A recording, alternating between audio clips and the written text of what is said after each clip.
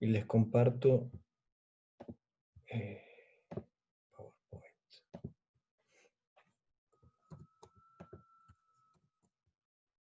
¿Se ve bien ahí? Perfecto.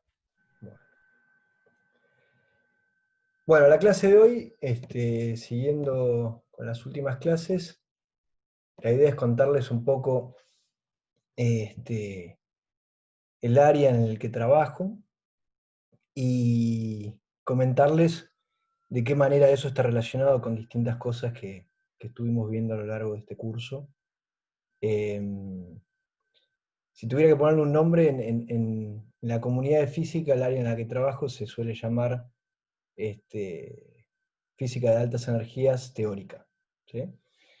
De hecho, cuando empiecen a chusmear en el archive, los papers que eventualmente les interese leer para empezar una tesis o por curiosidad general, van a ver que en la física teórica de altas energías hay como una división en 3 sectores, que sería la parte experimental, la parte fenomenológica y la parte de teoría.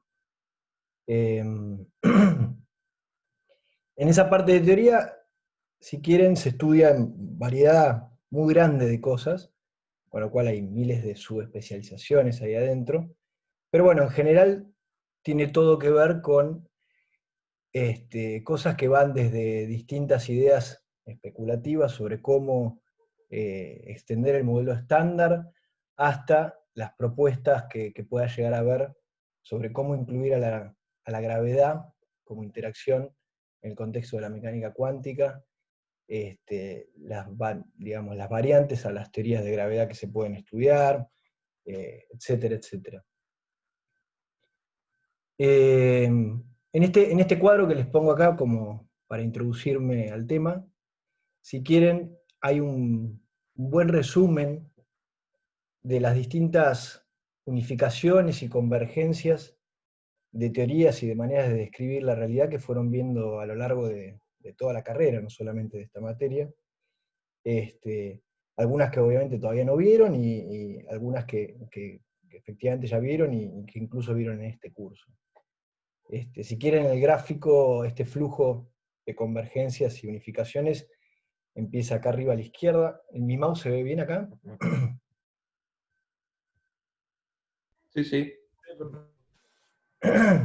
Empieza con la mecánica clásica, que es la mecánica que uno empieza a estudiar en el CBC, en Física 1, que en conjunto, si quieren, con las leyes de Newton, junto con una ley extra, que sería la ley de la gravedad de Newton, describen bastante bien fenómenos en ciertas escalas.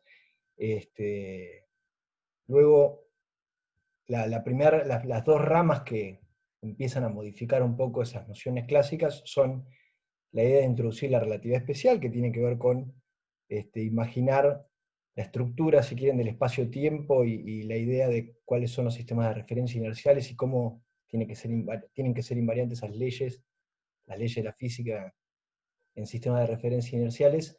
Ahí uno introduce la relatividad especial y puede satisfactoriamente modificar las leyes de la mecánica con la relatividad especial. Por otro lado, bueno, como vieron también a lo largo de la carrera, a la hora de empezar a describir objetos microscópicos, en escalas microscópicas, objetos sencillos, como por ejemplo el átomo de hidrógeno, uno se ve en la necesidad de introducir la mecánica cuántica, es decir, un cierto proceso matemático por el cual uno toma la descripción clásica, la somete a algo que se llama cuantización, y a partir de ahí obtiene predicciones probabilísticas del comportamiento de la naturaleza. En simultáneo o en paralelo vieron también el electromagnetismo, ya sea en la primera introducción en Física 3 o aquellos que hayan cursado Teórica 1, ven un conjunto de leyes para un cierto campo, cuyas consecuencias son ciertas fuerzas que sienten las partículas que están cargadas, y a su vez esa descripción de esa interacción, la del electromagnetismo, funciona muy bien en el contexto de la relatividad especial, es decir, estas leyes, las leyes del electromagnetismo, son las mismas leyes en cualquier sistema de referencia inercial, si los campos del electromagnetismo transforman de una manera consistente con la relatividad especial. Si quieren, en gran parte lo que estuvieron viendo en este curso es un poco cómo convergen las flechas de relatividad especial, electromagnetismo y mecánica cuántica en lo que uno llama teoría cuántica de campos. Esto tiene que ver con las propiedades que estuvimos viendo al principio de este curso, en cuanto a que si uno quiere unificar, uno quiere tener una descripción cuántica de las partículas, pero que sea consistente con la relatividad especial, uno se da cuenta que la descripción, en términos de una función de onda, que describe los grados de libertad de posición y momento de las partículas, es un poco limitada, y una descripción mucho más consistente es la descripción de una teoría cuántica de campos. Esto quiere decir tomar esas ecuaciones de campos en las que uno pensaba en términos de funciones de onda que describen amplitud de probabilidad, y pensar y cuantizar esos campos mismos, de manera tal de obtener a las partículas como excitaciones fundamentales de ese campo, una vez que uno cuantiza esos campos, ¿sí? Pero bueno, hicimos todo este diagrama desde acá arriba, pasando por este intermedio y esta convergencia que estuvimos viendo en este curso. Pero, como ya veíamos antes, como les describía Gustavo, todo el modelo que construimos usando teoría cuántica de campos, el modelo estándar, deja afuera la gravedad, ¿sí? Acá, digamos, cuánto pueda contarles de esta flecha y cuánto pueden llegar a entender va a depender bastante de qué materias cursaron. Algunos quizás cursaron relatividad general, pero bueno, el punto es que esta convergencia hacia este lado de nuestras maneras de describir la realidad tienen que ver con el hecho de que, bueno, una vez que uno tiene la mecánica clásica e hizo todo esto con la mecánica clásica, la cuantizó, la metió en un contexto de la relatividad especial, etc., uno quisiera hacer lo mismo con la idea de la gravedad. La gravedad es una interacción que sabemos que existe, que es evidente, que describe miles de fenómenos a grandes escalas en nuestro universo. Entonces uno obviamente quisiera tener una descripción de la gravedad que sea por lo menos relativista, consistente con la relatividad especial, ¿sí? Y esto es lo que sería la relatividad general. Pero además de eso, uno también quisiera tener una versión cuántica de la gravedad, porque es una interacción, existe, no es la interacción débil, no es la interacción fuerte, no es la interacción electromagnética, es otra interacción, y en fenómenos, en escalas, digamos, donde, en longitudes, en energías, donde la mecánica cuántica y la gravedad son relevantes al mismo tiempo, la única manera de tener una descripción satisfactoria de fenómenos en esas escalas tiene que ser una teoría cuántica de la gravedad, cuantizar esta teoría de alguna manera. Y eso trae un montón de problemas. La teoría de la relatividad general, que se las voy a contar un poco por arriba, es una teoría de campos, en la cual, digamos, una teoría de campos como podría ser la teoría de Klein-Gordon o la teoría de Dirac. Entonces uno quisiera hacer lo mismo que hace con la teoría de Klein-Gordon, con la teoría de Dirac, y hacer una cuantización de campos de esa teoría, y sin embargo eso tiene un montón de problemas. Entonces no la puedo meter fácilmente dentro del modelo estándar de la relatividad general. Les voy a contar también un poco por arriba cuáles son, por qué surgen esos problemas, y luego les voy a contar, bueno, un candidato a resolver esos problemas es la teoría de cuerdas. Tendría que, si fuese cierta, tendría un montón de implicancias sobre la realidad. Pero incluso la teoría de cuerdas en sí también termina siendo interesante por un montón de estructuras matemáticas que tiene, que nos proveen de ideas interesantes para extender el modelo estándar, o para estudiar otro tipo de fenómenos físicos. Entonces este sería como, si quieren, el resumen digamos, de lo que hicieron a lo largo de la carrera y de las preguntas abiertas que hay en términos de cómo unificar todas esas interacciones y esas maneras de describir la realidad que vieron a lo largo de la carrera. Entonces, lo primero que les quiero contar, aunque sea para que tengan una idea general, es qué es la relatividad general, es decir, cómo se unifica la gravedad de Newton con la relatividad especial. Si alguno de ustedes cursó relatividad general, esta parte de lo que voy a contar les va a resultar aburrido. pero para los que no lo cursaron, aunque sea es una idea bastante general de cómo se construye esa teoría. Entonces, arranquemos un segundo pensando en algo muy sencillo como es la interacción gravitatoria según la mecánica clásica de Newton, ¿sí?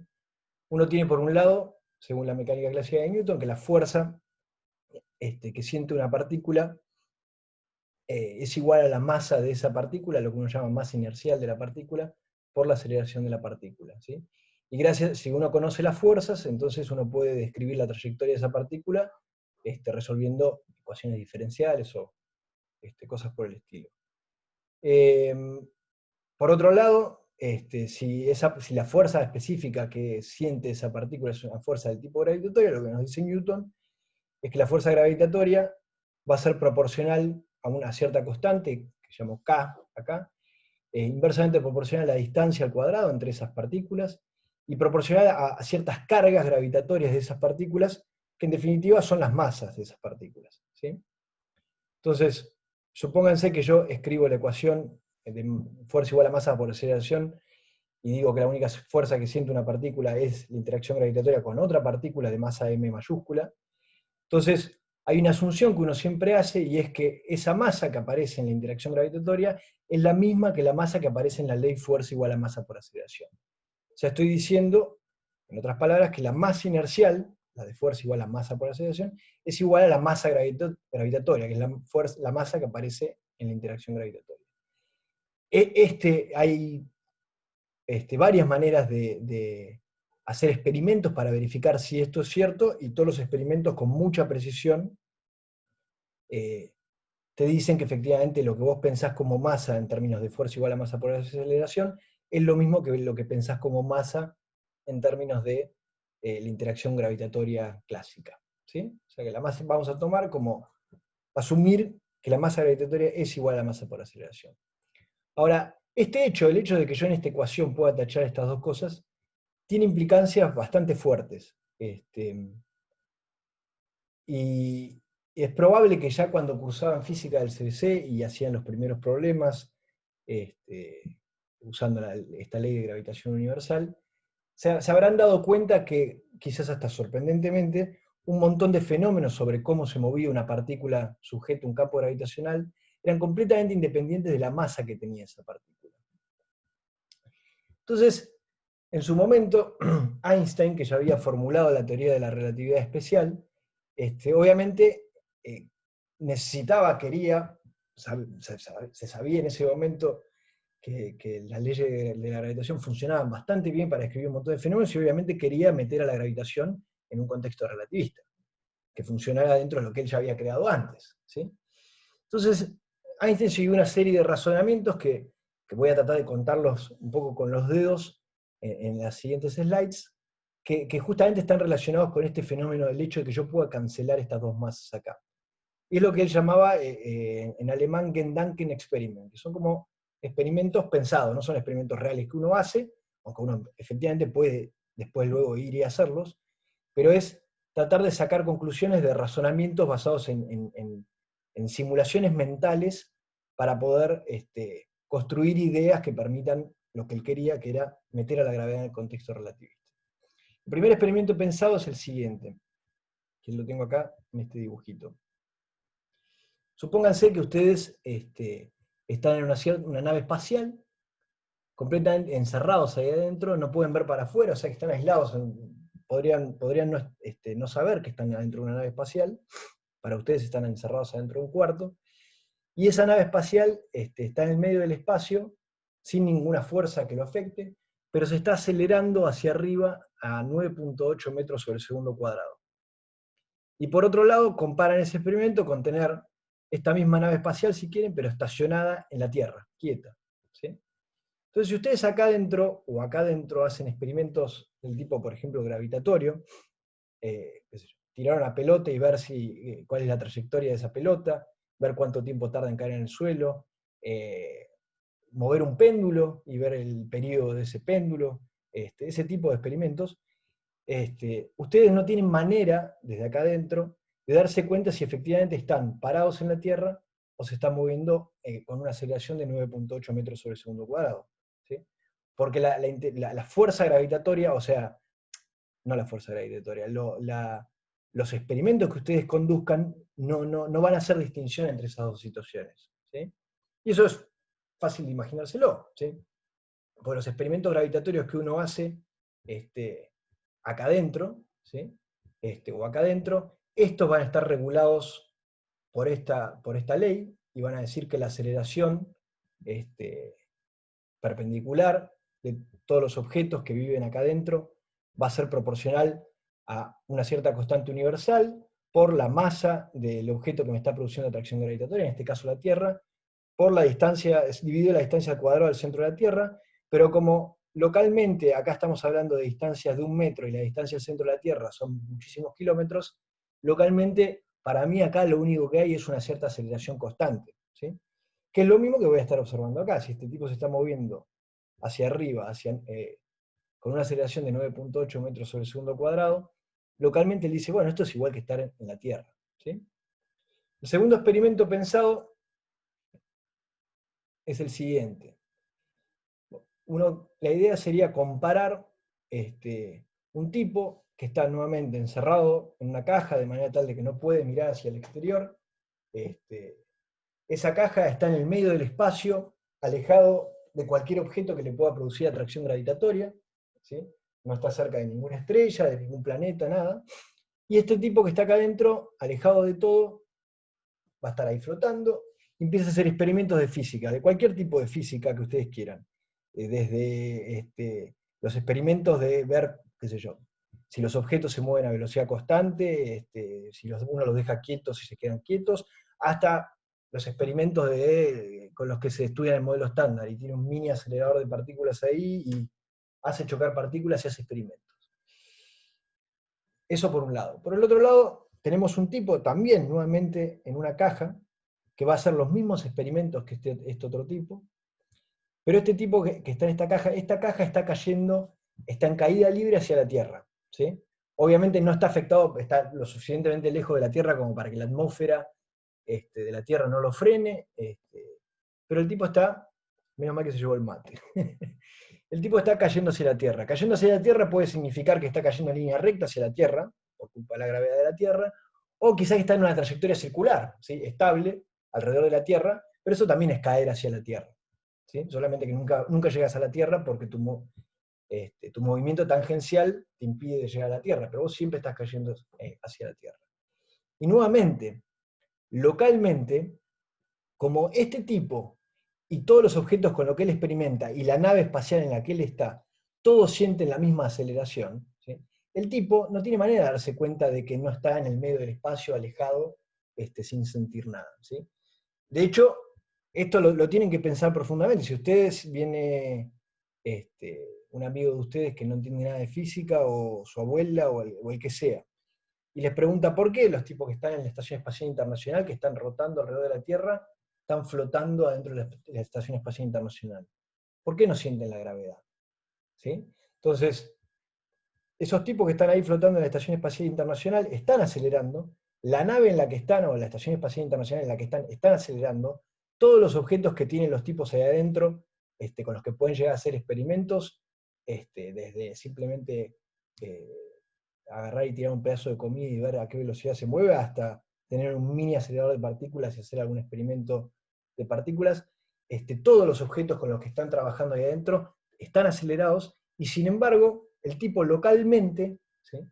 Si esa nave es lo suficientemente chica comparado con las distancias en las que la gravedad varía sensiblemente, ese tipo no tiene manera de darse cuenta, salvo por el hecho de que puede mirar por la ventana, pero si no pudiera mirar por la ventana, no tendría manera de darse cuenta de la diferencia entre estar en esa situación o estar en la situación en la que está alejado de todo, fuera de cualquier atracción gravitatoria de estrellas, planetas o lo que fuere.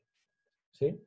Entonces, Einstein se basó un poco en estas dos observaciones, en estos dos experimentos pensados, para hacer la siguiente observación. Cuando uno describía la mecánica clásica de Newton, por ejemplo, uno hablaba de sistemas de referencia inerciales, ¿no? Uno decía, en un sistema de referencia inercial, si una partícula no está sometida a fuerzas, esa partícula o permanece quieta o se mueve a velocidad constante. Esas son las leyes de Newton. ¿Sí? Entonces, casi que por definición, un sistema de referencia inercial para la mecánica newtoniana es eso, es el sistema de referencia donde si yo no aplico fuerzas, las cosas se mueven a velocidad constante o permanecen quietas. ¿Sí? Ahora, fíjense, este tipo que está metido acá adentro, en caída libre, hacia la Tierra o hacia donde cualquier objeto gravitatorio que lo está trayendo y lo está acelerando, ese tipo observa la física de un sistema de referencia inercial. ¿Sí? Entonces, en el sistema de referencia de este tipo, la física es la física como si él no estuviera atraído por ningún campo gravitatorio. ¿Sí? Si nosotros lo miramos de afuera del tipo, nosotros decimos, no, ese tipo está acelerando. Yo lo veo que rota alrededor de la Tierra, o lo veo que está cayendo hacia la Tierra. Y sin embargo, el tipo ahí adentro, localmente, él no distingue si está cayendo hacia la Tierra o si está en medio del espacio en lo que uno tradicionalmente llamaría un sistema de referencia inercial. ¿Sí? Entonces no hay sistema de referencia inercial, no hay un sistema de referencia inercial universal, de manera tal de que si uno se para en el sistema de referencia, o se mueve a velocidad constante respecto a ese sistema de referencia, que en la mecánica newtoniana ese es otro sistema de referencia inercial, no existe ese tipo de sistema de referencia inercial universal. ¿Sí? Un tipo que está metido en una caja, cayendo hacia la Tierra, ve toda la física de un sistema de referencia inercial. ¿Sí? Localmente, al menos, eso es cierto. ¿Sí? Obviamente, si esta caja en la que vive el tipo donde hace experimentos, pónganse, fuera una caja no que mide 4 metros, sino que mide 1000 kilómetros, ¿sí? Está claro que la atracción gravitatoria que va a sentir en el piso de la caja y en el techo de la caja va a ser muy diferente, porque a 1000 kilómetros la gravedad varía mucho. Pero localmente, digamos, a nadie le molesta decir que en la superficie de la Tierra sentimos una gravedad que nos acelera a 9,8 metros sobre el segundo cuadrado. Y eso, para un experimento simple donde vos estás calculando cuánto tiempo tarda caer una pelota de una mesa, no vas a poner que la gravedad varía porque al caer de la mesa, la distancia al centro de la Tierra se está acortando. ¿Sí?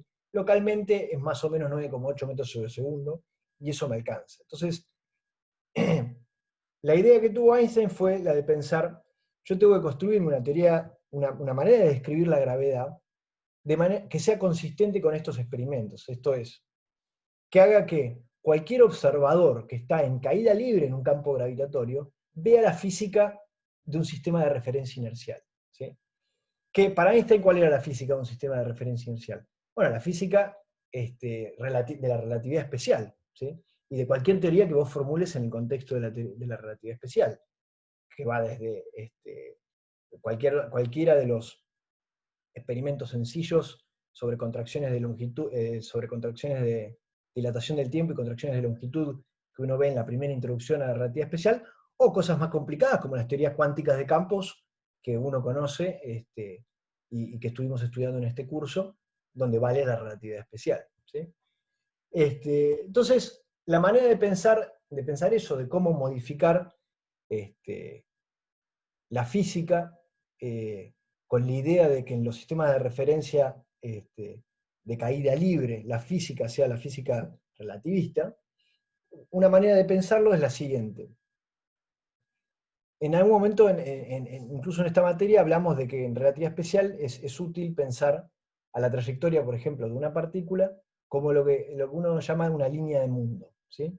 Fíjense, acá tengo un gráfico donde imaginen posición como el eje X y tiempo como el eje Y. ¿Sí? En realidad, bueno, posición son 3 dimensiones espaciales, pero por simplicidad lo estoy dibujando en un plano.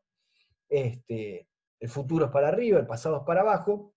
Entonces una partícula que se mueve en este espacio-tiempo traza una línea. ¿Sí? Traza una cierta línea. Entonces, que la llamo línea de mundo.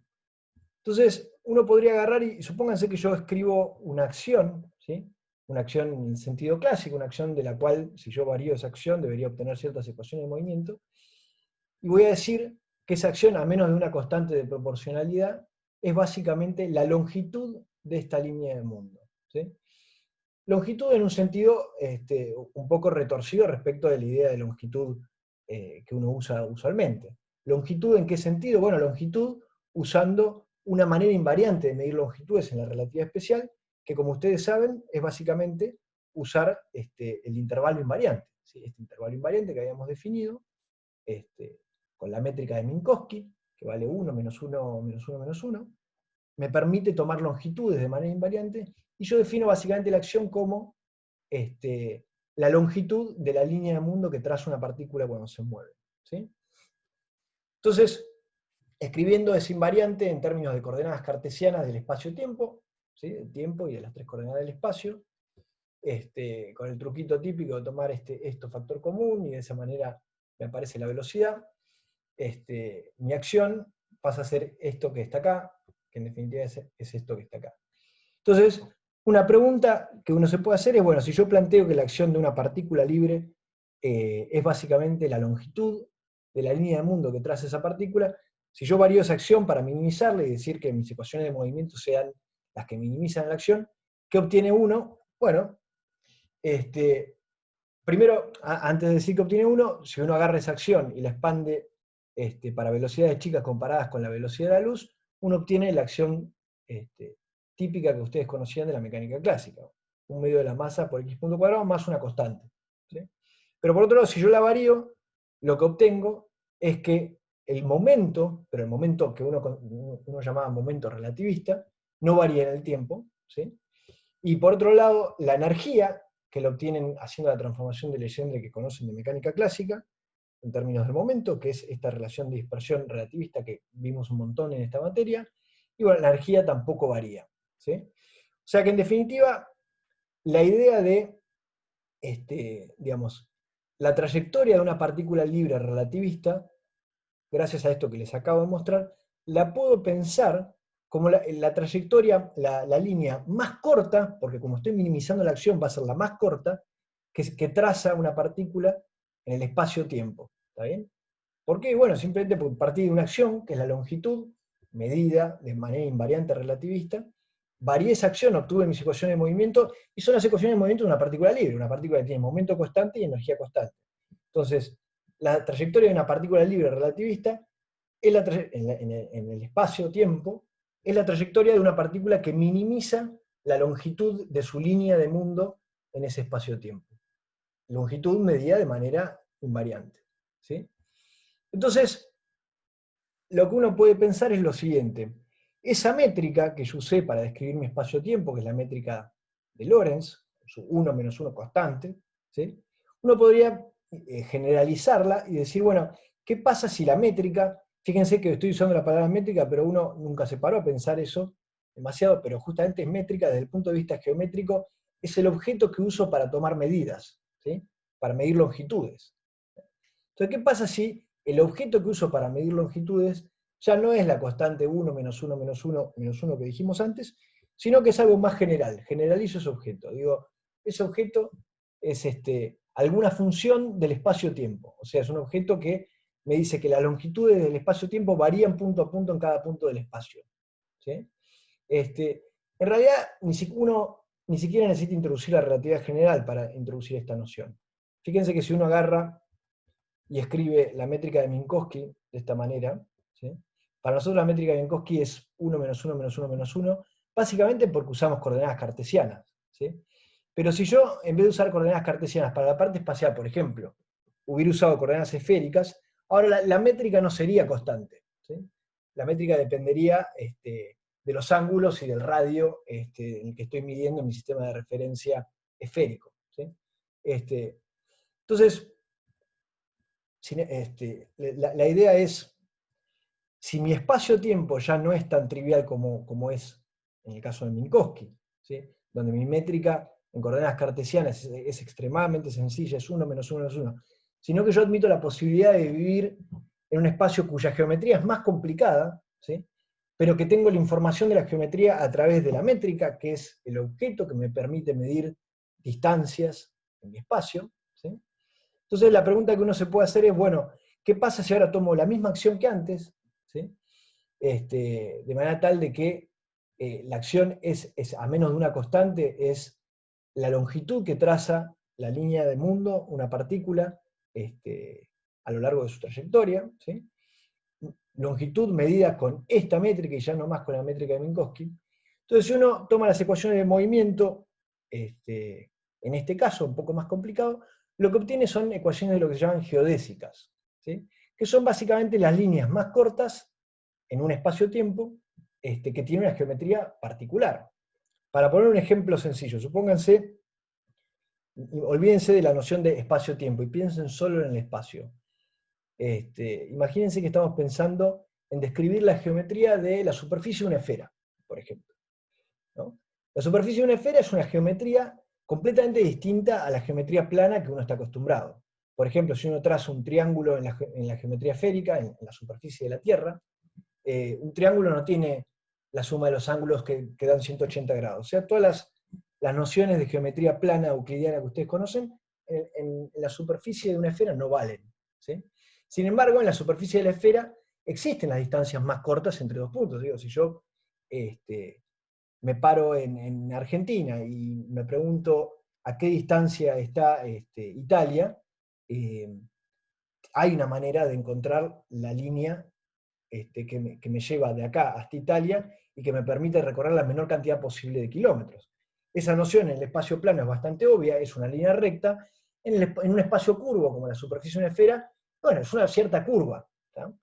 Entonces, la idea acá es un poco la misma, es yo cambié la manera de medir distancias en mi espacio-tiempo, dándome a mí mismo una métrica complicada porque depende de cada punto del espacio-tiempo, y esta acción que estoy escribiendo, que es básicamente la generalización de la acción anterior, es la longitud de la línea de mundo, si yo la varío y obtengo las ecuaciones de movimiento con esta acción, lo que voy a obtener son las geodésicas, son las líneas que me van entre dos puntos y que hacen la distancia más corta en esa geometría, ¿sí? Entonces, la idea de Einstein fue decir, bueno, quizás la manera correcta de describir a la gravitación no es pensar en términos de una fuerza que mágicamente aparece por el hecho de que dos masas existan, sino que quizás por el hecho de que dos masas existan, de que la materia exista, la materia de alguna manera curva al espacio-tiempo, me da una geometría particular, ¿sí? De manera tal de que si yo me pregunto qué trayectoria siguen las partículas en esa geometría particular, siguen las líneas rectas de ese espacio-tiempo particular, ¿sí?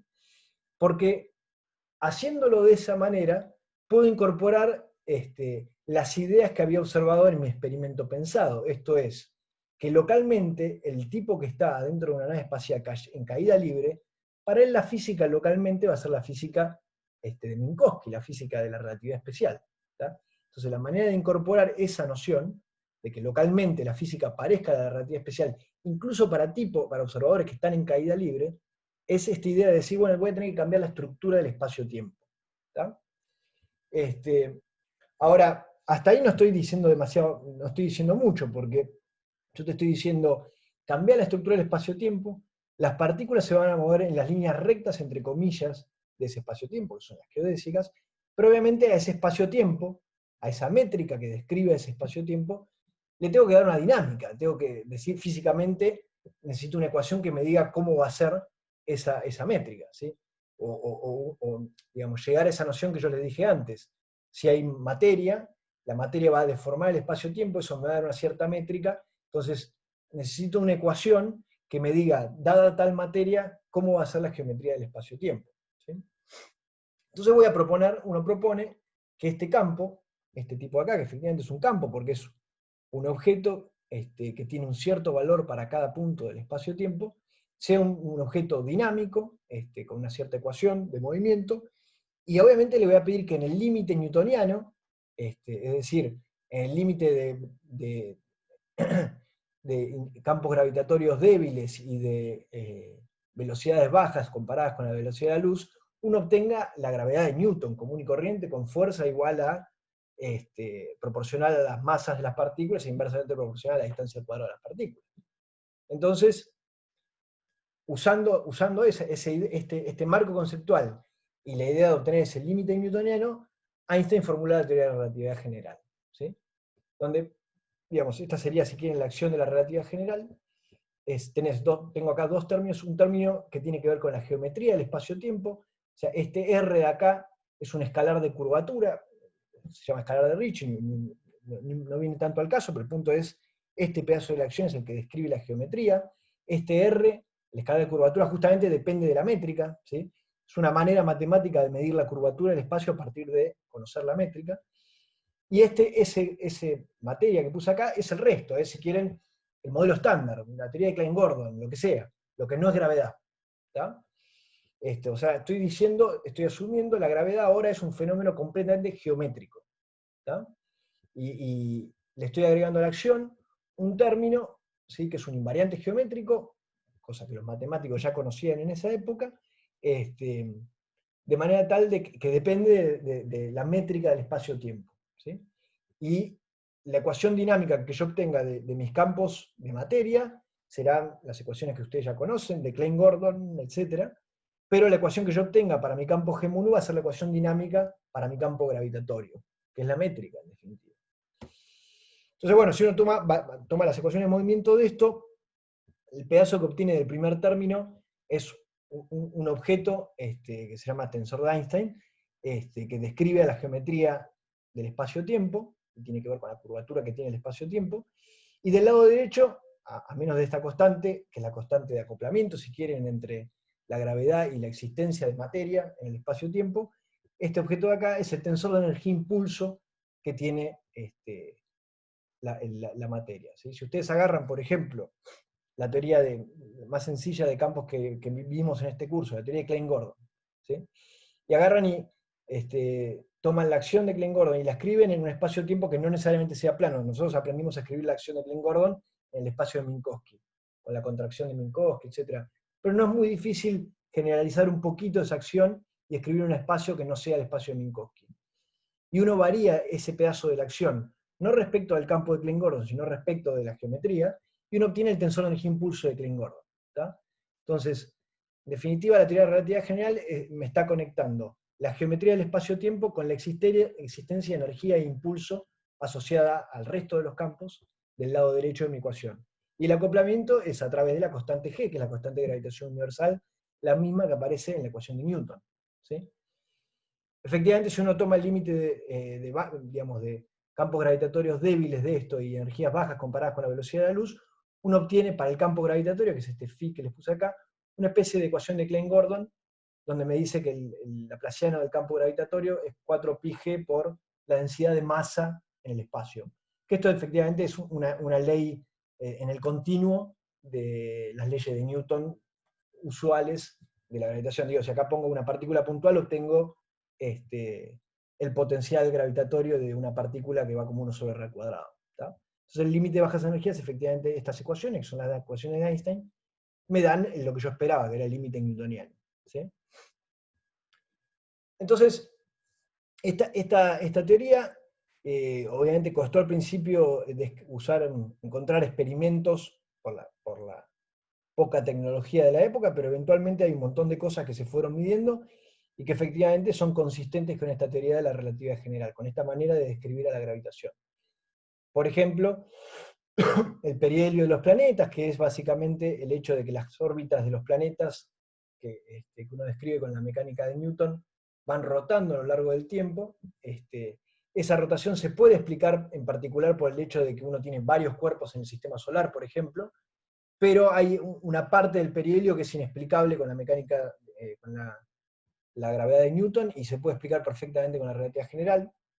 Hay un montón de otros fenómenos, como por ejemplo el de lentes gravitatorias, que se fue observado por primera vez en un eclipse, donde en un eclipse uno puede ver lo que se ve alrededor del Sol con mucha más precisión, porque no tenés la radiación del Sol que te molesta, y se observaron estrellas que, digamos, por la trayectoria, por la línea recta que traza tu ojo, con esas estrellas debían estar detrás del Sol, pero durante ese eclipse se puede observar que aparecían al costado del Sol, básicamente porque la luz se desvía debido a la presencia de un objeto masivo como puede ser el Sol.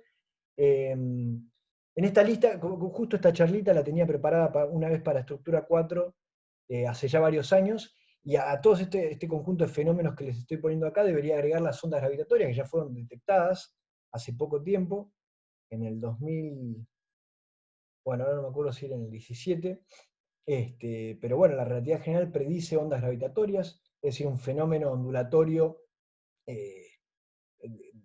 a partir de fenómenos astronómicos de objetos muy masivos que producen una onda, y esa onda se puede observar en interferómetros de escalas enormes que se han construido, como el experimento LIGO, y ahora hay en preparación varios experimentos para seguir detectando el detalle de estas ondas gravitatorias, pero es algo que se ha observado.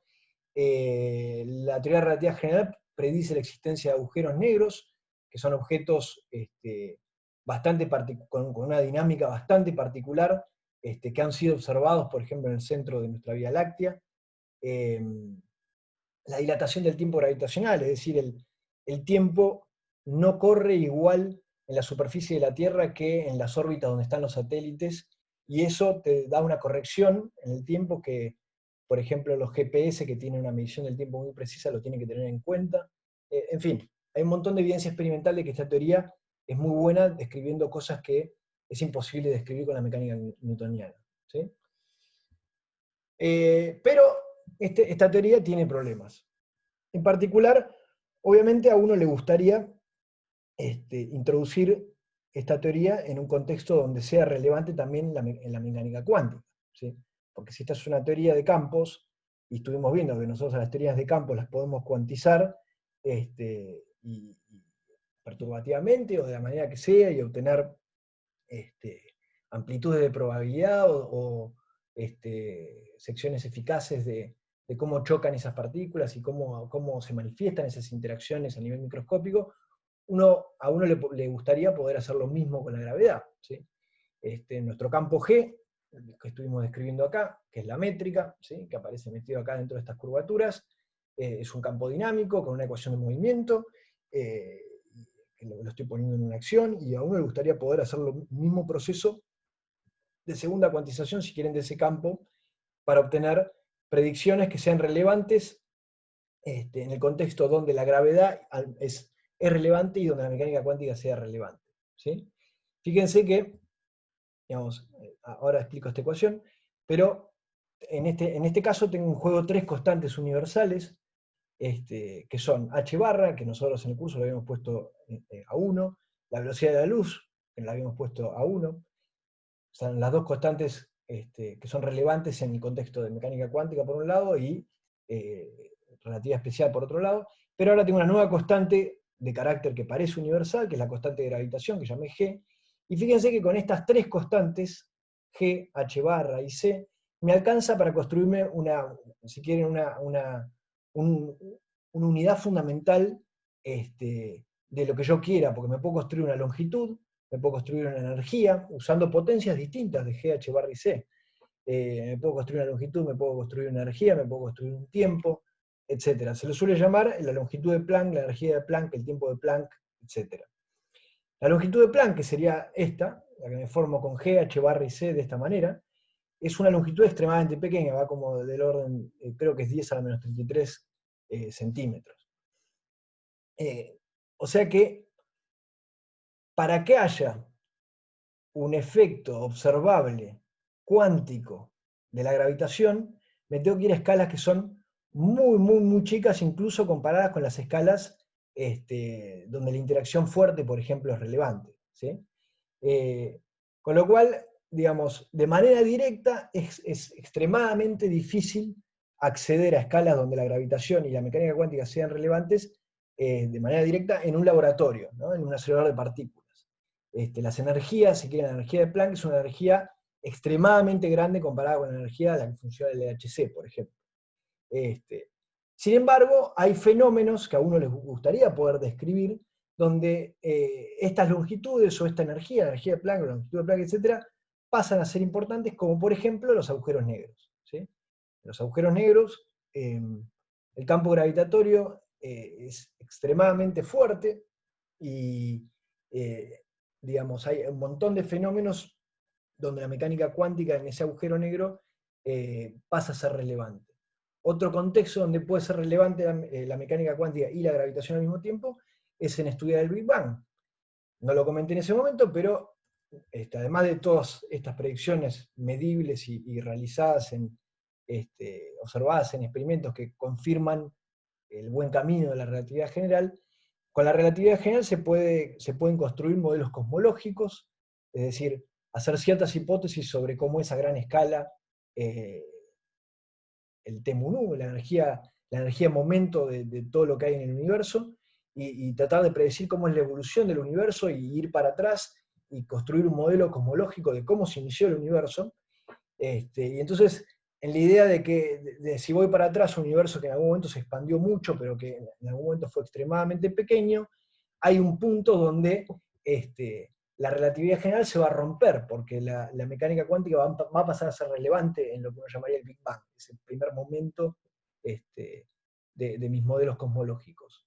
Entonces, también uno para tener un modelo cosmológico en los primeros instantes del universo, necesita tener una descripción unificada de la gravedad y la mecánica cuántica. ¿Sí? Pero bueno, esto tiene un problema. Tiene un problema con algo que tangencialmente les comentó Gustavo a lo largo de la materia, y también yo hice varios comentarios al respecto, que tiene que ver con lo siguiente. Como estuvimos viendo en la materia, Gustavo les mostró, por ejemplo, el ejemplo de agarrar la teoría de Klein-Gordon y cuantizarla, la teoría libre de Klein-Gordon, y cuantizarla, y uno de los marcos en los que uno desarrolla estas teorías cuánticas de campos es agarrar y decir, bueno, yo sé cuantizar la teoría libre, entonces lo que hago es pararme en el picture de interacciones de la mecánica cuántica, el mismo que uno ve en Teórica 2, por ejemplo, y describir las interacciones como perturbaciones en torno a mi teoría libre. ¿Sí? Y lo que uno ve ahí, haciendo teoría de perturbaciones, es que empiezan a aparecer un montón de infinitos. En los diagramas de Feynman que aparecen, cuando hay loops en los diagramas de Feynman, en esos loops uno tiene un momento que no está determinado y que hay que integrar sobre ese momento, ¿sí? Sobre esa energía y momento de la partícula virtual que está circulando dentro de ese loop. Y normalmente esas integrales tienen infinitos por todos lados.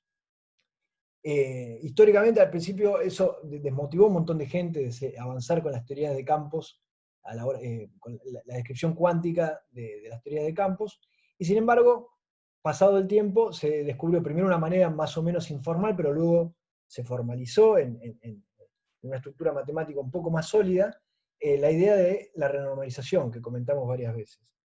¿Y esto qué tiene que ver? La idea es pensar que las constantes de acoplamiento que aparecen en el lagrangiano, así desnudas que están en el lagrangiano, no son efectivamente las que uno mide, ¿sí? Sino que esas constantes de acoplamiento son lo que tengan que ser para que ciertos experimentos me den lo que la teoría me predice que den. ¿Sí? Esto es, sea la teoría que sea que uno construya, desde, como les puse el ejemplo en su momento, una teoría, qué sé yo, un modelo estándar, o un péndulo, por ejemplo, si yo tengo un péndulo y te predigo que el periodo de mi péndulo es proporcional a la raíz cuadrada de la longitud del péndulo dividido g, ¿sí? Yo voy a necesitar hacer un par de experimentos por lo menos para decir quién es g, y encima para decir cuánto vale la longitud de mi péndulo. ¿Sí? Es decir, en algo tan sencillo como un péndulo donde yo puedo hacer predicciones, primero algunos experimentos tengo que hacer para fijar mis constantes. A partir de ahí podré predecir cosas. ¿Sí?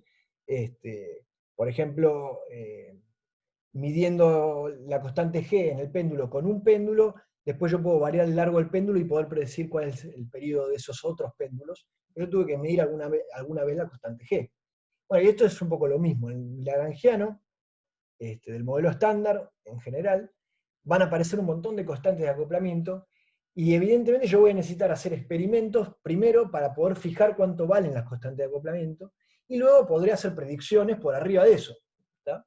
Entonces, en este fenómeno donde aparecen un montón de divergencias en las amplitudes perturbativas que uno calcula usando el diagrama de Feynman, uno puede reabsorber esas divergencias redefiniendo las constantes de acoplamiento que aparecen a nivel del lagrangiano. De manera tal de que las constantes de acoplamiento que aparecen a nivel del lagrangiano son, si quieren, las constantes desnudas de mi lagrangiano, no son las que uno mide efectivamente. Entonces uno asume eso, hace una predicción con mi modelo, con el modelo estándar, por ejemplo, va y mide, y de comparar, renormaliza la constante para que valga lo que dice el experimento. ¿Sí? A partir de ahí uno puede hacer otros experimentos donde con mi modelo estoy haciendo predicciones, pero lo primero que yo tengo que hacer es fijar las constantes. Entonces, ese proceso, ¿sí? de alguna forma uno regulariza la teoría para que los infinitos me aparezcan de manera controlada, renormaliza las constantes y absorbe los infinitos en esas constantes, aunque parezca una truchada de una manera muy formal de hacer eso, ¿sí? Y eso es lo que uno llama renormalización. Y ese procedimiento es consistente en las teorías de Yang-Mills, y esa es una de las razones, entre otras, por las que era bastante importante preservar la simetría de gauge en las teorías de Yang-Mills que construimos para describir el modelo estándar. Es decir, nosotros veíamos que en el modelo estándar, si uno metía masas a lo bestia, eso rompía la simetría de su 2×1 que habíamos construido inicialmente, ¿sí? O si los campos de gauge a uno le metía masa al campo W y Z, porque experimentalmente observaba masas, también rompía esa invariancia de gauge. Y eso es un problema, porque de alguna manera me rompe la renormalizabilidad de mi teoría. Sin embargo, esa fue una de las motivaciones, entre otras, para tratar de forzar el argumento y decir, no, pará, si vos considerás la existencia de un cierto campo cuyos vacíos rompen espontáneamente la simetría, podés otorgarle masas a las partículas sin romper inicialmente la simetría. Y eso no es solo importante porque sea más bello que la simetría no se rompa, o que solo se rompa espontáneamente, sino que a su vez es un requisito, esa simetría me garantiza que esas teorías son renormalizables, ¿sí? Entonces, digamos, uno de los problemas centrales, aunque no lo pudimos ver mucho en detalle en la materia, es ese en las teorías de campos. Es el hecho de que yo no puedo poner la teoría de campos que a mí se me cante. La teoría de campos que a mí, digamos, si yo quiero una teoría que de alguna manera sea fundamental, en algún sentido, la voy a tener que renormalizar y entonces tengo que tener garantías de que la pueda renormalizar. ¿Qué pasa con la gravedad? ¿Qué pasa cuando uno intenta hacer esto con la gravedad? Bueno, lo que pasa con la gravedad es lo siguiente. Fíjense, si yo agarro esa acción que les mostré antes, la acción de Einstein-Hilbert, que es la que tiene el invariante de curvatura aquel, yo asumo que la métrica es la métrica de Minkowski más una cierta perturbación en torno a la métrica de Minkowski. Es decir, me gustaría cuantizar el campo gravitatorio en torno a la relatividad especial, si quieren ustedes, ¿sí? Si uno quiere, digamos, para entender bien cómo escalan las interacciones, lo que yo tengo que hacer es esta perturbación, que la llamé h mu nu, normalizarla acá con esta constante, la longitud de Planck, de manera tal de que el término cinético me aparezca sin constantes, ¿sí? Que esa es la manera que tuvimos nosotros de pensar, de hecho, todas las teorías que construimos. Fíjense que el término cinético, en el campo de Klein-Gordon, en el campo de Maxwell, etc., normalizamos a los campos de manera tal de que no tuvieran constantes en el término cinético. Y que todas las constantes aparecieran en los acoplamientos, ¿sí? Entonces, si yo hago eso, bueno, efectivamente veo que acá hay infinitos términos de interacción del campo consigo mismo, pero el punto, y del campo con los otros campos que yo ponga en mi teoría, pero el punto es que las constantes de acoplamiento escalan con la longitud, ¿sí? con una constante con unidad de longitud. En particular, este acoplamiento, esto es esquemático, ¿sí? Pero bueno, el término cinético esencialmente es cuadrático en las derivadas de este campo, y los acoplamientos, el primer acoplamiento aparece, es cúbico en el campo, y tiene una constante de acoplamiento que escala con la longitud, ¿sí? Y acá hay cosas que escalan incluso con potencia de longitud, etcétera, pero no lo escribí, esto es muy esquemático. Y esto, en algún momento cuando les conté cuestiones superficiales sobre la renormalización de las teorías, les conté que era algo bastante relevante. Cuando estuvimos discutiendo cómo construir los términos de masa, ¿sí? de los quarks y de los fermiones de mi teoría, ¿sí? Y vimos que, bueno, digamos, para preservar la simetría de su 2×1 necesitábamos hacer acoplamientos entre el campo de Higgs y mis campos de quarks y de leptones. Vimos que además de que esos acoplamientos tenían que ser invariantes de SU2 y la suma de las hipercargas de cada uno de los términos tenía que ser 0 para que fuera invariante 1 de hipercarga, y que bueno, luego rompiendo la simetría aparecían términos de masa, etc. Yo les comenté en ese momento que esos términos, esos acoplamientos entre dos fermiones y un escalar que uno ponía ahí, no había tantas opciones para poner acoplamientos entre el campo de Higgs y los campos de quarks y de leptones, porque ese particular acoplamiento que yo les conté que se llamaba acoplamiento de Yukawa, tenía una particularidad muy especial, y era el hecho de que la constante de acoplamiento que aparecía multiplicando a esos dos fermiones por un escalar, era una constante de acoplamiento que no tenía dimensiones, ¿sí? Entonces, si ustedes agarran y repasan todas las teorías que construimos en esta materia, ¿sí? con sus acoplamientos, la teoría de Yang-Mills, los campos puestos en representaciones de manera tal de que con sus derivadas covariantes transformen bien ante simetrías locales de gauge, etc. Todos los acoplamientos que estuvimos viendo, si ustedes se fijan, salvo digamos, las cosas cuadráticas de la teoría, como por ejemplo los términos de masa, salvo esos, que son la parte libre de la teoría, la parte de acoplamientos, donde hay campos, 3 campos, 4 campos, etc., que son los que me dan los acoplamientos en los diagramas de Feynman, cada uno de esos acoplamientos no tiene unidades, ¿sí? Y eso es bastante importante, se los dejo como ejercicio para que lo chequeen ustedes. Ese acoplamiento de Yukawa que vimos no tiene unidades, el acoplamiento minimal, que es el que sale de reemplazar derivada por derivada covariante, si ustedes miran la constante de acoplamiento no tiene unidades, las autointeracciones de los campos de gauge consigo mismo, que aparecen en QCD o que aparecen en la teoría electrodébil, tampoco tienen unidades, y eso no es una casualidad. De hecho, sucede, digamos, cuando una teoría de campos tiene acoplamientos con esa estructura, es un candidato a ser renormalizable. Cuando una teoría de campos tiene una constante de acoplamiento que escala con la longitud, como está pasando acá en la teoría de la gravedad, ¿sí? Lo que termina sucediendo es que no solamente hay infinitos en distintos diagramas de Feynman, porque eso es normal, eso pasa en todas las teorías, sino que el conjunto de infinitos que aparecen es infinito, ¿sí? ¿Esto qué quiere decir? Que yo debería, para poder fijar completamente la teoría, debería ser un conjunto infinito de mediciones para poder establecer cuáles son todos los contratérminos con los que voy a absorber los infinitos y así tener una teoría bien definida. Y físicamente hablando, eso es una porquería, porque si yo tengo una teoría que para fijarla necesito hacer infinitos experimentos, perdí toda la predictibilidad de mi teoría. Claramente, una buena teoría física necesita un conjunto finito de experimentos para poder fijar sus parámetros, para a partir de ahí poder hacer predicciones nuevas. Si no, no tengo teoría, no tengo nada.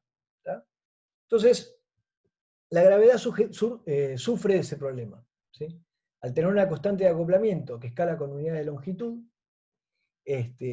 no hay una manera consistente, tomando a solo la gravedad misma, de reabsorber todos los infinitos de la teoría porque hay un conjunto infinito de infinitos en mi teoría. ¿Sí? Entonces no tengo manera de hacer una descripción cuántica de esta teoría, por lo menos hacia lo bestia. ¿Sí? Es decir, que no es normalizable. Efectivamente no es renormalizable. La conclusión es esa, no es renormalizable. Obviamente eso no significa que uno tenga que tirar la gravedad, claramente esa no es la conclusión. Digamos, primero, en contextos, ¿no podrías haber buscado con las 3 constantes universales un parámetro adimensional? No hay. Chequealo.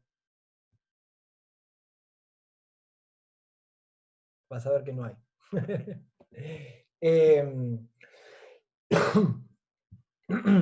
Pero fíjense que, digamos, esto que estoy haciendo, esta expansión perturbativa con estas interacciones, no es la que se me ocurre a mí. Es la que te viene de la teoría que ya sabemos que funciona en contextos no cuánticos, que es básicamente la teoría que viene de estas ecuaciones de movimiento, que son las ecuaciones de Einstein, que son consistentes con un montón de experimentos por un lado y por otro lado a bajas, a campos débiles. Y velocidades bajas son consistentes con la gravitación de Newton. ¿tá? Y yo lo que estoy expandiendo perturbativamente es esa misma teoría. ¿sí? Entonces la conclusión es que no es renormalizable. Esto no significa claramente que tenga que tirar esta teoría, o sea, va a ser una teoría que va a ser útil en contextos no cuánticos, pero incluso como teoría cuántica puede funcionar como una teoría efectiva, ¿está bien? Uno puede, de alguna manera, renormalizarla hasta un cierto orden y pensarla como una teoría efectiva, donde en mi proceso de renormalización, que me aparece una cierta escala con la que yo regularizo todas mis cosas, es una escala efectiva hasta donde funciona mi teoría. Pero claramente, como teoría cuántica fundamental, esto no funciona. ¿Está bien? Entonces, acá es donde, en una historia bastante larga en términos de cómo fue descubierto a lo largo del tiempo, la gente se dio cuenta al principio por otras cosas, la gente empezó a estudiar cuerdas, ahora les cuento un poco qué quiere decir estudiar cuerdas. Empezó a estudiar cuerdas la gente cuando no conocía QCD y quería describir la interacción fuerte, y veía que había ciertos fenómenos en interacción fuerte que, digamos, este fenómeno de confinamiento que hay en QCD, donde cuando, digamos, yo siempre observo objetos neutros de color, y que cuando intento romperlos se me crean en el vacío objetos de manera tal de compensar y tener siempre objetos neutros de color. Hay un montón de fenómenos que parecía por el tipo de dinámica física que había en lo que se observaba y en los espectros de masa que se observaban, etc., la gente empezó a pensar que quizás podía describir los fenómenos asociados a QCD antes de conocer QCD, usando cuerdas, pensando las cuerdas como ciertos flujos entre las partículas, etc. Esa idea eventualmente terminó siendo abandonada, pero en el camino la gente estudiando cuerdas se dio cuenta que algunos de los problemas que acabo de describir se podían solucionar. ¿A qué me refiero con estudiar cuerdas? Imagínense, esta es la línea de mundo que describe una partícula, como describíamos antes, ¿sí? Este es tiempo, esto es espacio, y una partícula que sigue una cierta trayectoria, en el espacio-tiempo dibuja una línea. Y, digamos, de alguna manera, todo lo que estuvimos viendo hasta ahora, incluidas todas las teorías cuánticas de campos que estuvimos describiendo en este curso, detrás de ellas está la idea de que existe una partícula, ¿sí? Porque fíjense que nosotros siempre partimos de la noción de partícula. Nosotros pensamos en partícula a la hora de hablar de la descripción de posición y momento, la descripción tradicional de Schrödinger de la mecánica cuántica. Generalizamos eso encontrando ecuaciones del tipo Schrödinger, pero con relaciones de dispersión relativista. Generalizamos eso un poco más diciendo, bueno, ahora voy a cuantizar esas ecuaciones de campo, ¿sí? Esos lagrangianos de teorías de campo, de manera tal de que las excitaciones son partículas, qué sé yo. Cuando uno cuantiza, como cuantizó Gustavo para mostrarles el ejemplo de Klein Gordon, las excitaciones que uno obtiene son partículas con momento bien definido, por ejemplo, ¿sí? Porque Gustavo usó ese COC para cuantizar, pero en definitiva uno siempre tiene detrás la idea de que son partículas. Pero ¿qué pasa si uno asume y dice, bueno, ¿por qué en vez de partículas no puedo pensar en que hay cuerdas? ¿Sí? Que los objetos fundamentales de la naturaleza no son cuerdas y no partículas, ¿sí? Y que incluso quizás esta descripción puede incluir a la de partículas en algún sentido, porque si yo una cuerda la miro muy de lejos, por ahí parece una partícula, si es muy chiquitita, ¿sí? Entonces imagínense en este dibujito que hice acá, dibujé una cuerda cerrada. Esta es mi cuerda cerrada, ¿sí? O sea, es un objeto extendido, ¿sí? Ya no es un punto en el espacio, sino que es un objeto extendido en el espacio. Y cuando ese objeto se mueva, en vez de describir una línea de mundo, va a describir una hoja de mundo, ¿sí? Hay una sábana que describe en el espacio-tiempo este objeto. Entonces, imagínense que este objeto es una superficie, que lo describo paramétricamente con dos coordenadas, sigma y tau. Tau es una dirección asociada al tiempo y sigma una dirección asociada al punto de la cuerda que estoy mirando, ¿sí? De manera tal de que este objeto está embebido en mi espacio-tiempo, y entonces tiene sus coordenadas del espacio-tiempo, que se describen, en vez de usando solamente un parámetro temporal que me describe una línea de mundo, dos parámetros que me describen una superficie de la hoja del mundo, ¿sí? Entonces, así como yo antes describía la partícula libre, si quieren, pensando en que, bueno, la partícula libre, efectivamente, en mis nociones de relatividad especial, la partícula libre tiene una hoja de mundo que minimiza la longitud entre dos puntos. Puedo pensar la misma idea, pero con una hoja de mundo. Es decir, voy a plantear una acción que sea proporcional, en vez de la longitud que describe la línea de mundo de una partícula, al área que traza mi sábana en mi hoja de mundo de mi cuerda, ¿sí? Entonces, esa es la primera idea con la que uno introduce la teoría de cuerdas, y esta es la que se llama la acción de Nambu-Goto. Es básicamente el área que describe una superficie usando una manera invariante relativista de calcular un área, que es esta de acá. Cuestiones geométricas que no viene a caso, pero tengan la idea de que esta es la manera invariante de calcular un área en relatividad especial, ¿sí? Entonces, bueno, uno puede tomar las ecuaciones de movimiento de esto, y eso va a describir cuerdas relativistas, y después puede intentar cuantizar esto, ¿no? Hacer, si quieren, todo el caminito que habíamos hecho antes con las partículas, que fue, bueno, estudiar su mecánica relativista clásica, encontrar una ecuación de campos, cuantizar esos campos. Uno podría tranquilamente tratar de hacer todo lo mismo con estas teorías. Son mucho más complicadas, pero en definitiva las ideas físicas detrás son las mismas: relatividad especial, cuantización, etc.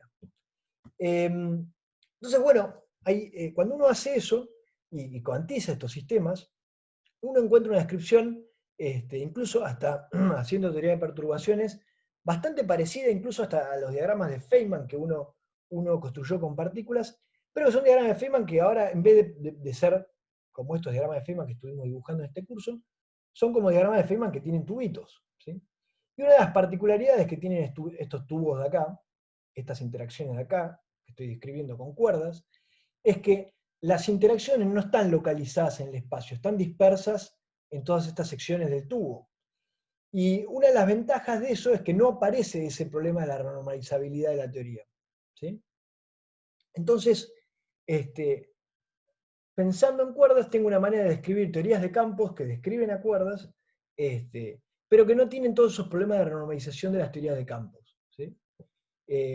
Ahora, lo curioso es que a diferencia de las partículas donde yo tengo mucho más espacio para construir modelos y elegir, bueno, grupos de gauge y decir, esto lo voy a poner en este grupo de gauge, en esta representación y tal y cual manera, para cuantizar una teoría de campos relativista, una teoría de cuerdas relativista, las cosas son mucho más restrictivas, ¿sí?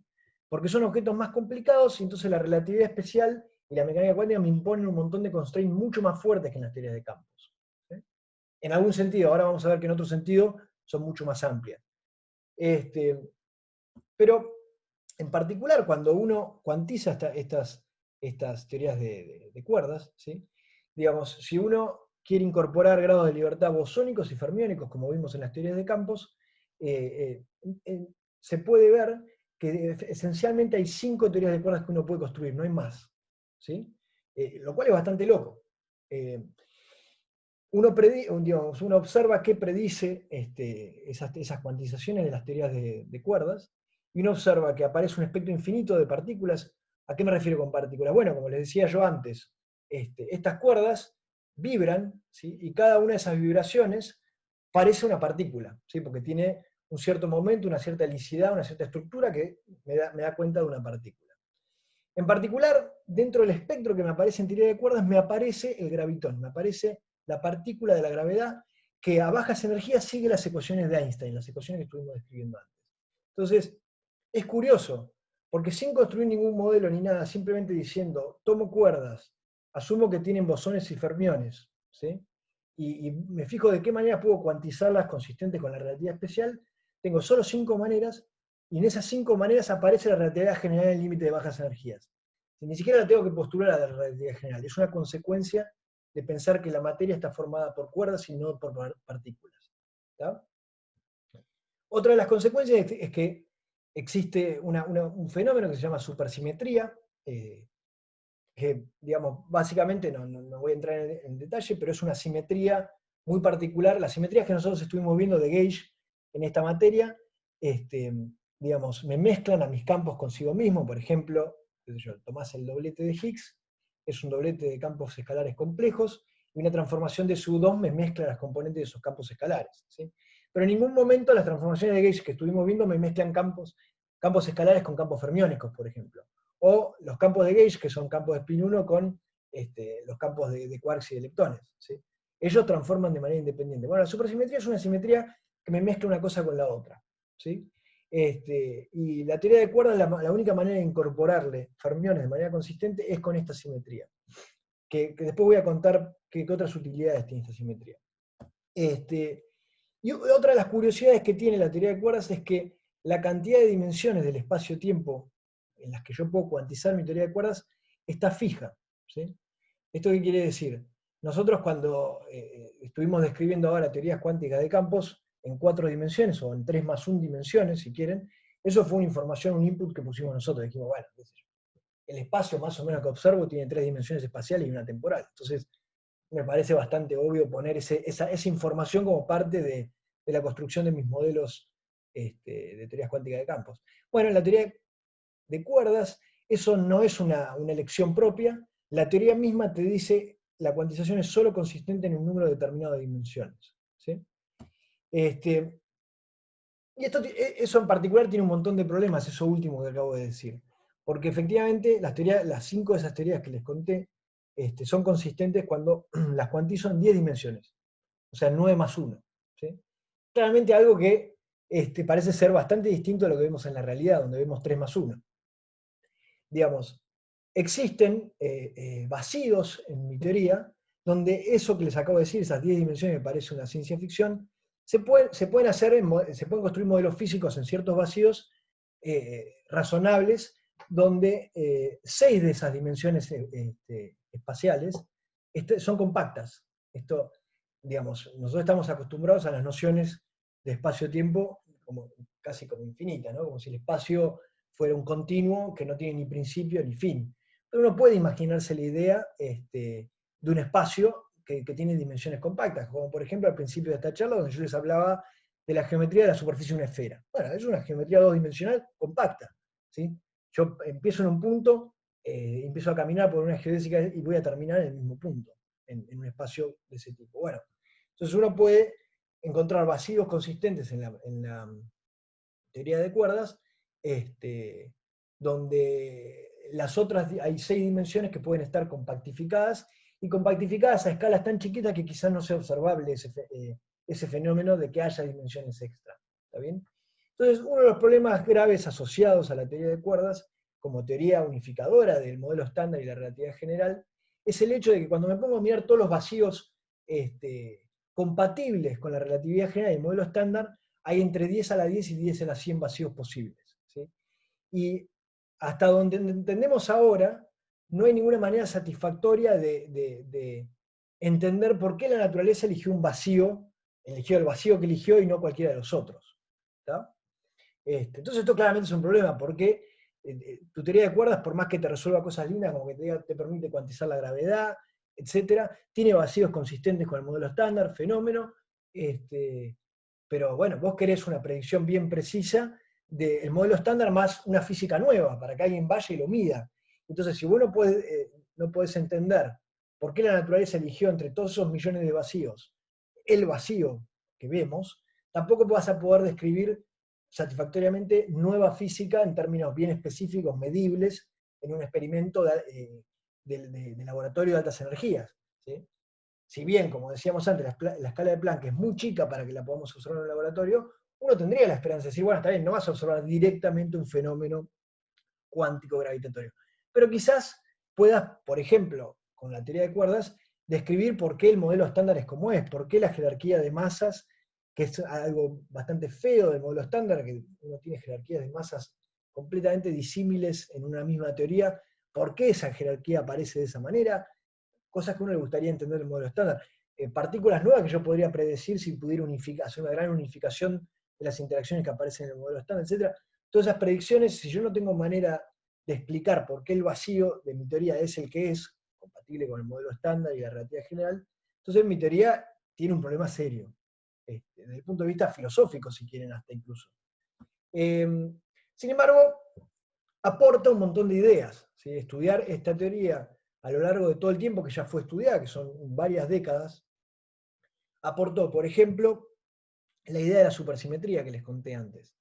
La supersimetría, esa teoría que les comentaba, que relaciona grado de libertad bosónicos y grado de libertad fermiónicos, es una simetría que descubre Ramón, Nouveau y otros teóricos hace muchos años, en el contexto de la teoría de cuerdas, porque básicamente querían introducir grados de libertad fermiónicos a esas cuerdas. Y esa idea, que es muy elegante, uno puede agarrar y decir, bueno, me gusta esta idea, entonces me empiezo a construir extensiones del modelo estándar que sean consistentes con esta idea de supersimetría. Y de hecho, bueno, hay un montón de gente que trabaja en la fenomenología de esos modelos, es decir, agarrar el modelo estándar, extenderlo con esta simetría que yo les digo, para ver si con eso puedo explicar jerarquías, cuestiones que tienen que ver con anomalías, etcétera, etcétera. En nuestro departamento, de hecho, bueno, mi compañero de oficina, López Foliani, trabaja, por ejemplo, en ese tipo de cosas. Luego, lo que yo les comentaba de dimensiones extra. Si efectivamente uno explora seriamente la idea de que haya más dimensiones en el espacio-tiempo, estas extra dimensiones en el espacio-tiempo, si en las escalas en las que se dan los experimentos uno pudiera excitar, digamos, tener excitaciones que se propagan en esas otras dimensiones del espacio-tiempo, uno debería poder ver y predecir pérdidas de energía en los experimentos de altas energías. Y bueno, hay un montón de gente que incluso estudia ese tipo de modelos con extra dimensiones para extender el modelo estándar y poder describir nueva física. de alguna manera, si quieren, el negocio para muchos investigadores de la fenomenología es tratar de estudiar modelos que resuelvan algunos problemas del modelo estándar y si quieren tenerlos bien estudiados y bien listos para que cuando aparezca la nueva física en los aceleradores de partículas, ser los primeros en decir, viste que yo te dije que era esto. Obviamente, después, cuando aparezca nueva física, hay que hacer un montón de cotas por miles de lugares para ir entendiendo qué teoría y qué modelo, si tiene supersimetría o si tiene extradimensiones, o qué tipo de fenómeno nuevo aparece que pueda ser que uno pueda predecir con los modelos que uno está estudiando en la fenomenología. Obviamente esa es otra historia. Pero en definitiva, estas ideas, digamos, que son muy naturales en las teorías de cuerdas, la supersimetría y las dimensiones extra, aparecen como ideas interesantes para estudiar, para aquellos que estudian extensiones del modelo estándar, digamos. Luego, bueno, lo mismo, lo que tiene que ver con la unificación, ¿sí? Como ustedes vieron hasta ahora, el modelo estándar que describimos en esta materia no está completamente unificado, es decir, que uno tiene la simetría de SU2 por 1, y por otro lado, QCD con SU3 y todo eso no deviene en una gran simetría que me mezcla todo, sino que me quedó todo como el producto directo de simetrías. ¿Sí? Y, digamos, sería satisfactorio si uno pudiera describir de una manera más elemental todas esas interacciones viniendo de una única simetría de gauge, por ejemplo, y digamos, con cuerdas y modelos de cuerdas, fenomenología de cuerdas a bajas energías, hay varias maneras de construir modelos de unificación que pueden dar pistas a los fenomenólogos para construir cosas que luego se puedan llegar a medir cuando aparezca nueva física en los aceleradores. Y por último, hay otro aporte que es el que voy a comentar un par de slides más, como para terminar esta charla. Un último aporte que tiene que ver con la teoría de cuerdas, que es lo que se llama ADS-CFT, o holografía, depende de un poco del contexto en el que uno lo mire. La holografía en realidad es una idea teórica que venía dando vueltas hace muchísimo tiempo, como especulación teórica nada más, sin ningún tipo de realización explícita, desde la época incluso en la que, como yo les comentaba antes, no se conocía QCD. ¿Sí? Cuando no se conocía QCD, por el tipo de espectros que se veían en las masas de los mesones y los bariones, y por la fenomenología que se podía llegar a entender de estos fenómenos de confinamiento que hay en QCD, cuando QCD no era QCD, la gente empezó a usar a la teoría de cuerdas, como yo les conté al principio, lejos de pensar en la gravedad y en todo eso, empezó a usar la teoría de cuerdas de manera dual, esto es, pensando en términos de que la cuerda en sí hacía una descripción del tipo holográfica de ciertos fenómenos de la física de hadrónica no de manera directa, pensando en términos del espacio-tiempo en el que existen los bariones y los mesones y los quarks, etc., sino de una manera efectiva usando una idea de holografía. Y a holografía me estoy refiriendo a un poco el dibujo que nos inspira, es el famoso mito de la caverna de Platón, donde los prisioneros están mirando una pared y lo que están viendo efectivamente es la sombra que producen otros tipos que los están manipulando y que les permiten ver la realidad a partir de una sombra. Y sin embargo, digamos, si esos prisioneros fueran lo suficientemente inteligentes, quizás podrían reconstruir a partir de la sombra que ven cuál es la verdadera realidad objetiva de los dioses que tienen detrás, que les están proyectando imágenes en la realidad.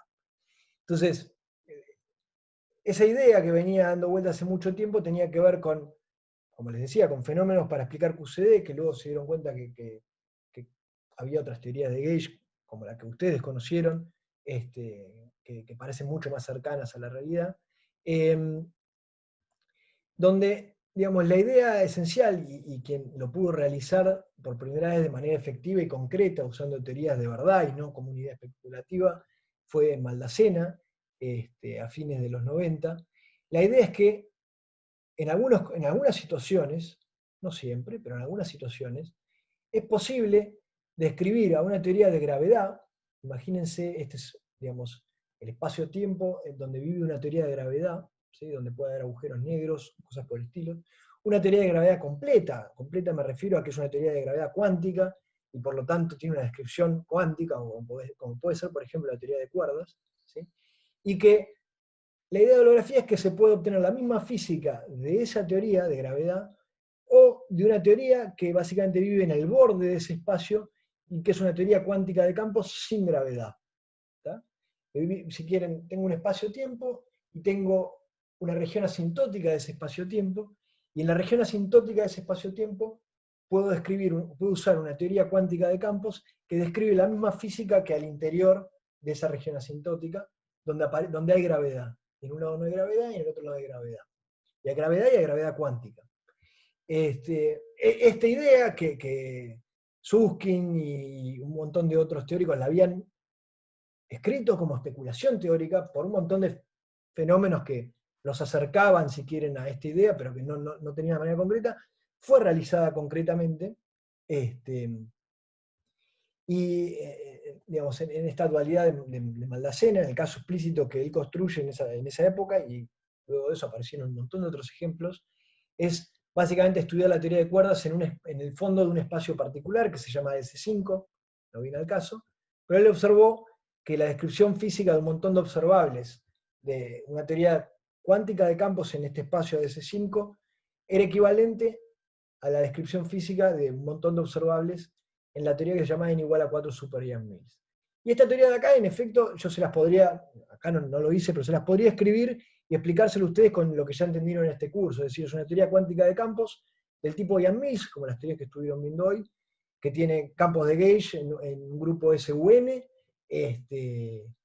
y después tiene campos fermiónicos y campos escalares que están acoplados a esos campos de gauge con acoplamientos del tipo minimales, y tiene acoplamientos del tipo Yukawa y de potencial, del tipo de los que estuvieron viendo en este curso, solamente que la cantidad de campos que elijo y las simetrías que hay entre esos campos es bastante particular, de manera tal de que esta es una única teoría muy especial con mucha simetría, pero cuyo grado de libertad física y cuyos observables describe lo mismo que los observables que uno puede obtener en una teoría cuántica de campos con gravedad en este espacio particular que es AS5. ¿Sí? Lo interesante de esta dualidad, de esta manera holográfica de describir una teoría de cuerdas, una teoría de gravedad cuántica, es que desde el punto de vista perturbativo se da en regímenes opuestos de perturbaciones. Esto es, esta G de acá es la G que estuvimos viendo en el curso, ¿tá? La G de una teoría de Ian Mills, la constante de acoplamiento. Bueno, este N es la cantidad de colores que tiene esta teoría de Ian Mills que estoy estudiando. Y esta dualidad se realiza diciendo cómo son las constantes de acoplamiento de un lado y cómo son las constantes de acoplamiento del otro lado. ¿Sí?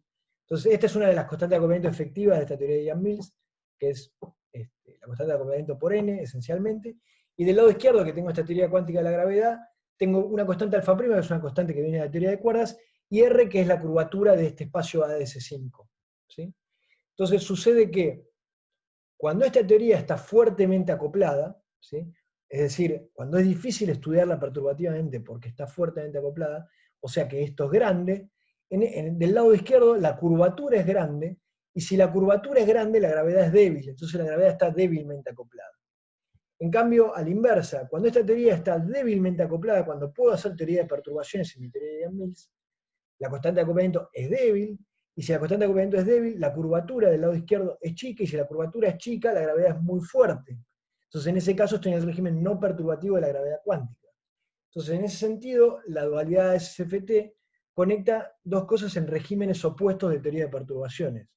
Aquello fuertemente acoplado que yo en principio no podría conocer con seguridad de este lado, lo puedo conocer de este lado, y aquello que no podría conocer perturbativamente de este lado, lo puedo conocer de este lado. ¿Sí? Entonces, tener ese tipo de dualidades justamente tiene muchas ventajas, por eso que les acabo de explicar, por ese fenómeno de que el acoplamiento escala de manera inversa en términos de que es una dualidad fuerte-débil, fuerte de un lado, débil del otro, fuerte del otro lado, débil de este lado. ¿Sí? Entonces, eso me permite varias cosas al mismo tiempo. Por un lado, entender fenómenos de gravedad cuántica cuando la gravedad está fuertemente acoplada, porque para estudiar eso tengo que estudiar la teoría del lado derecho débilmente acoplada. Después poder estudiar teoría de gauge, que es algo en términos generales bastante interesante, porque bueno, las teorías del modelo estándar son teorías de gauge. Entonces, estudiar teoría de Gauge en regímenes no perturbativos, que es algo que, digamos, en el modelo estándar es bastante difícil, con teoría de perturbaciones no puedo, y la alternativa es usar métodos como Lattice, como la teoría de la red, pero una alternativa para estudiar teorías de Gauge en regímenes no perturbativos es usar este tipo de dualidades que me conectan a teoría de Gauge en regímenes no perturbativos con teorías de gravedad cuántica débilmente acopladas. ¿Sí? Bueno, esta dualidad además tiene aplicaciones para estudiar ciertos fenómenos de materia condensada, y obviamente la esperanza de muchos es poder usar este tipo de teorías, y yo creo que en algún sentido se avanza lentamente hacia eso, entendiendo cada vez más cómo debilitar las simetrías de cada uno de estos dos lados de la dualidad para llegar a cosas más realistas, pero digamos, una de las ideas es obviamente tratar de estudiar cosas cada vez más parecidas a QCD, pero en regímenes fuertemente acoplados. ¿Sí? Y bueno, con eso concluyo la charla y estoy abierto a preguntas.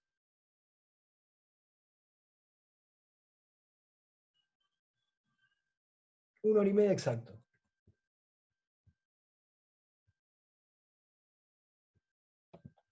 A ver.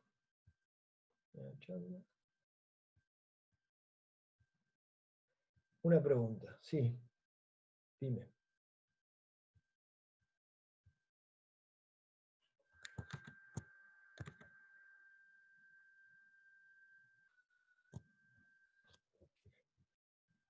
Te escucho, Ale Hacker.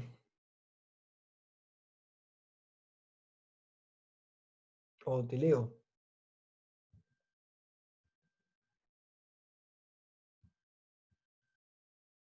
Cuando decís que la teoría de cuerdas es compatible con muchos vacíos, ¿qué serían esos vacíos?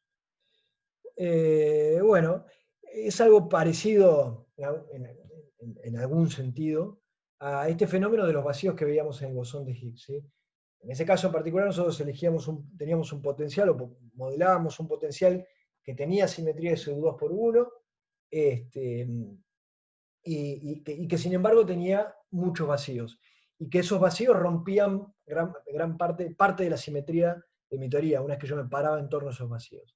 Bueno, esto es un poco parecido, en el sentido de que todas las geometrías de ese espacio compacto que debería existir en mi teoría de cuerdas, porque claramente yo no observo 10 dimensiones, hay un montón de vacíos compatibles que yo podría elegir ahí, muchos de los cuales, muchísimos, como te dije, del orden de 10 a la 100 de esos vacíos son compatibles con el modelo estándar.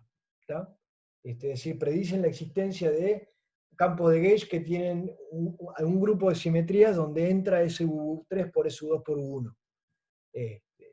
Y donde tenés familias de partículas que se agrupan en dobletes de SU2 por U1 y en tripletes de SU3, etc., todo lo que viste en el modelo estándar.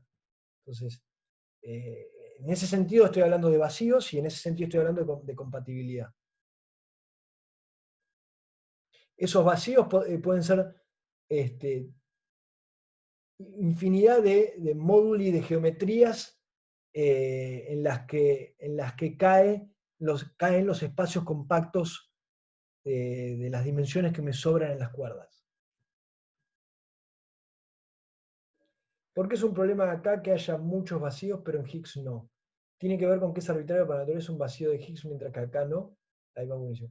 Efectivamente, en tu modelo de Higgs, vos lo construiste de manera tal de que, si bien tiene más de un vacío, todos los vacíos que tiene, o sea, la estructura de tu potencial respeta la simetría de su 2 por 1. Si el potencial mismo no rompe la simetría, lo que lo rompe es pararte en un vacío en particular. Pero todos los vacíos de Higgs son todos iguales en definitiva. En este caso no. En este caso puedes encontrar dentro de esas geometrías una infinidad de geometrías y no da lo mismo una que la otra.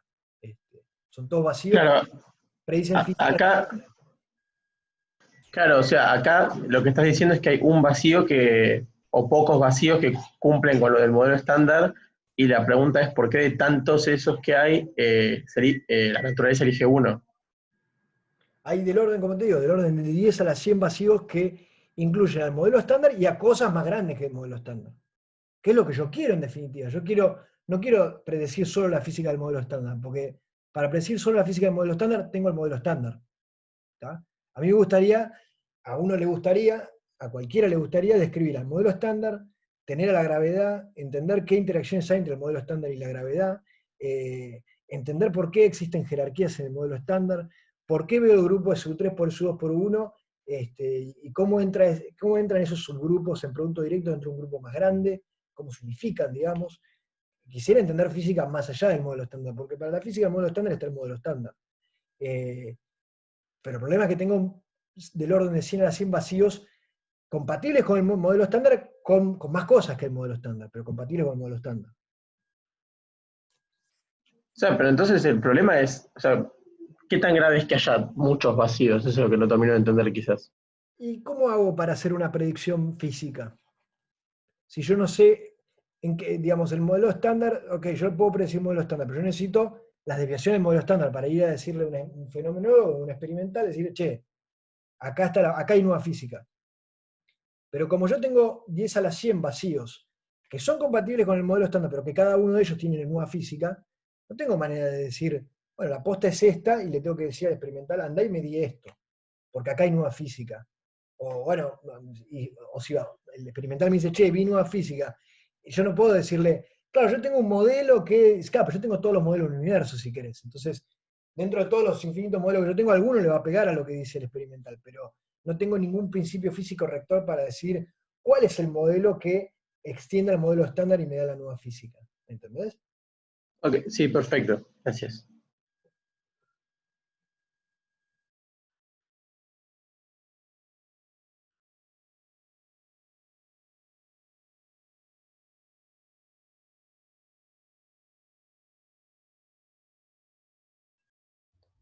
Fantástico, muy buena charla, Matías, gracias. Bueno. Son y 36, si quieren hacemos 10 minutos, hay 45, y nos quedamos haciendo consultas. Me tomo un café y vuelvo. Dale, estamos Una bien. consulta. Sí, La clase hoy, la clase del jueves que viene es la última antes del parcial, ¿no?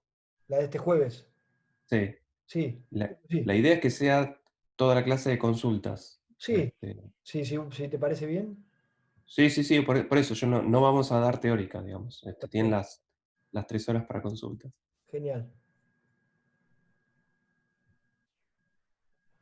Buenísimo, bueno, nos vemos en un ratito y con Gustavo supongo que nos vemos el jueves.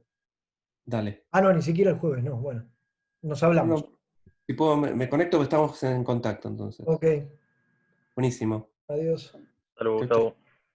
Chau.